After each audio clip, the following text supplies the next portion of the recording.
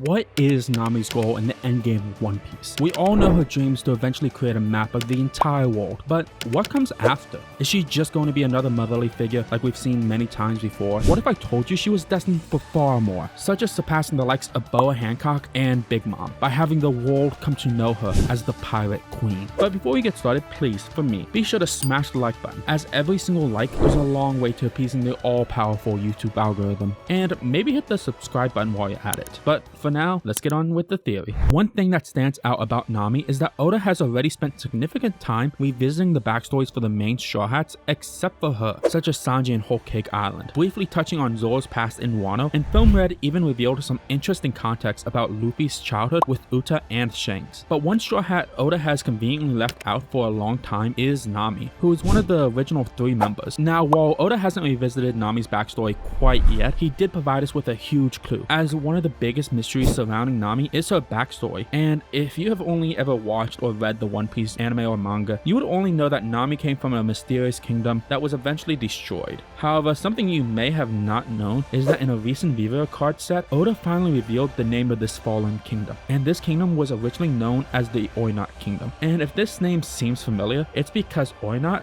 is Tokyo spelled backwards. That means that it's safe to say that the Oinot Kingdom is most likely inspired by Tokyo, as Oda is well known for taking inspiration from our world for the various islands in One Piece. And interesting enough, the kanji for Tokyo can be directly translated into Eastern Capital, which could imply that the Oinot Kingdom was originally the capital of the East Blue. If true, it would perfectly explain why the world government sent Marines to protect the Oinot Kingdom when it came under attack, something we rarely see in One Piece, even if said island has paid the heavenly tribute. And even if the Oinot Kingdom isn't the capital of the East Blue, it's very likely it would have served as the economic center of the East Blue, perfectly mirroring how Tokyo is the economic center of Japan, leading the Oinot Kingdom to be one of the most wealthiest countries in all of the East Blue. It's highly likely this immense wealth is what led it to being attacked and eventually destroyed. Now you're all probably wondering, why does this matter? And how could it possibly tie into Nami eventually becoming the Pirate Queen? Well, seeing as the Oinot Kingdom is, well, a kingdom, this means that within this kingdom there must have been a royal family, as kingdom quite literally means a country ruled by a king or queen. And congrats to those who already figured it out, as yes, I believe that Nami is a member of the now fallen Oinot Kingdom royal family. And before you all go to the comment section and call me crazy for believing this idea, what if I told you there's a lot of evidence proving this fact, one of which is the sheer number of times that Nami is depicted wearing some type of crown on a chapter cover. And we all know how much Oda just loves foreshadowing things in his cover pages, oftentimes hundreds of chapters before they are introduced into the main story. But don't worry, this is by far the least impressive clue that Oda has left us. With one of the major pieces of evidence supporting Nami's true origin is none other than Nami's original character arc, specifically Nami's character arc that took place from her introduction in Orangetown all the way to its conclusion in Arlong Park.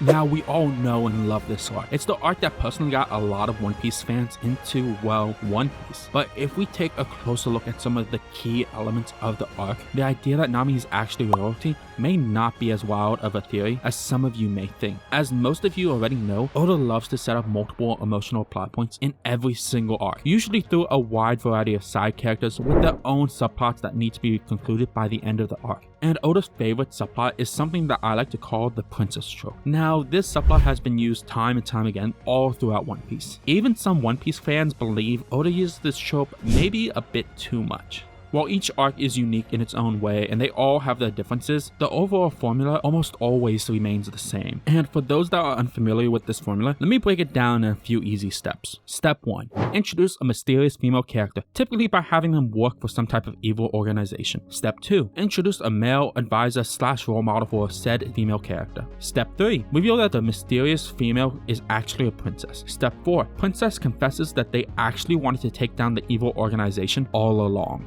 Step 5. Show sad backstory. Step 6. Princess asks Straw Hats for help. And finally, Step 7. Luffy defeats the big bad, freeing the princess and retroactively saving a whole kingdom. Now again, this is just a very basic breakdown, and it isn't as simple as that. Sometimes princesses don't follow this formula in the case of Shirahoshi, or some characters follow this formula completely but aren't actually princess in the case of Robin. But I thought it would be a good outline on how the general One Piece fandom would describe the princess formula that Oda loves to use. And as I'm sure many of you already realized, this formula is almost beat for beat what happened during the East Blue saga with Nami. And while Nami's story arc is unique and has its own spin to it, just like all One Piece arcs, it's hard to deny that it's an almost identical formula that Oda will use later on. So in a way, even if somehow Nami doesn't turn out to be a princess, which I find highly unlikely at this point, Nami's character arc in the East Blue is retroactively the very first time in One Piece that Oda utilized the princess formula that we all too familiar with today. This similarity that Nami shares with the other princesses in One Piece isn't the only clue that Oda has provided us, with the next clue possibly being the biggest piece of evidence proving that Nami is actually royalty. This clue is none other than Nami's adopted mother, Bellamere. Now we all know before adopting Nojiko and Nami and settling down near Kokoyashi village, Bellamere was a marine. What many people don't know is how young Bellamere was when she adopted them, only being 20 years old. Coincidentally, the same age as Nami after the time skip, meaning that Bellamere left the Marines during the prime of her life. I mean, Garp didn't even join the Marines until he was 22 years old, and given Bellamere's talent and drive, being unafraid to face both the likes of Arlong and Shiki the Golden Lion, it's extremely likely that if Bellamere stayed in the Marines, she could have reached the level of Vice Admiral. So knowing all this, I can't help but wonder what would lead Bellamere, someone with such a bright future, to give it all up to raise two young orphans. I mean, it would have been far better to have them adopted by someone else. Genzo even suggested this to Bellamere by advising her to let the world government adopt them, something she quickly denied. This is strange because while we as readers of One Piece understand how corrupt the world government actually is, normal Marines like Bellamere should have the utmost faith in the world government. However, it gets even more unusual when you consider the fact that Bellamere almost certainly deserted from the Marines, as I highly doubt the Marines were even aware of Bellamere surviving the battle, with her probably being listed as MIA. Now sure, Bellamere could have given up a bright future, deserted the Marines, risking possible incarceration if she was found out, just because of her maternal instincts, but what if it went deeper?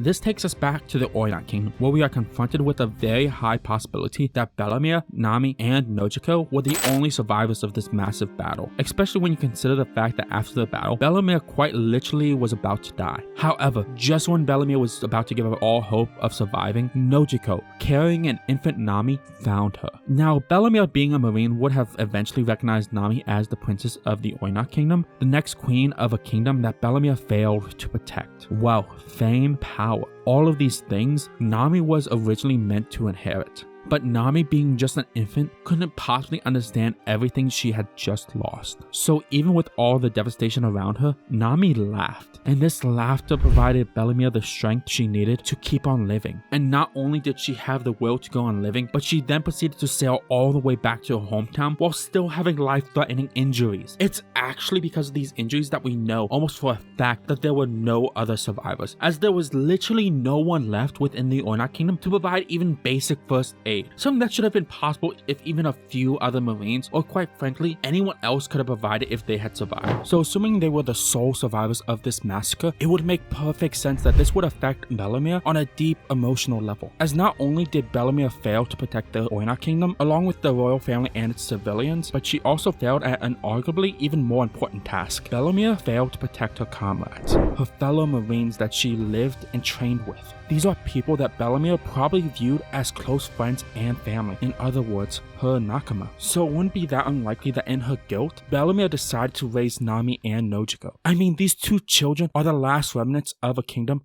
that her comrades, her nakama, gave their lives to protect. So while Bellamere couldn't save the entire Orient Kingdom, she could at least save Nami and Nojiko. However, it wasn't perfect, as no matter how much love Bellamere could provide them, love wasn't enough to survive, as Bellamere struggled with poverty while also trying to raise two young children, at the same time struggling with her guilt that Nojiko and Nami were probably born into one of the wealthiest nations in the East Blue, but instead of living in luxury, they were lucky if they had enough food on the table. I honestly believe that's because of this fact that Bellamere reacted so poorly when Nami said she wished that she had been adopted by someone rich, as Nami unknowingly hit one of Bellamere's few insecurities, her guilt. Her guilt over her lack of strength, her guilt of being unable to provide Nami and Nojiko with everything they deserved, and her guilt of running away. Because a fact that I somewhat glossed over is that Bellemere basically kidnapped both Nojiko and Nami. As while these two were orphans, that still doesn't explain the lengths that Bellemere went to hide them for some reason. Even deciding not to register them within the island registry, effectively preventing them from ever being discovered by the Marines. Because if they were discovered, the Marines probably would have taken Bellemere's last connection to her comrades. A decision that retroactively could have saved her against Arlong, if Bellemere was willing to just let them go. But instead, just like her comrades gave their lives for the now fallen kingdom, Bellemere decided to give her life to protect Nojiko and Nami, finally rejoining her nakama in the afterlife.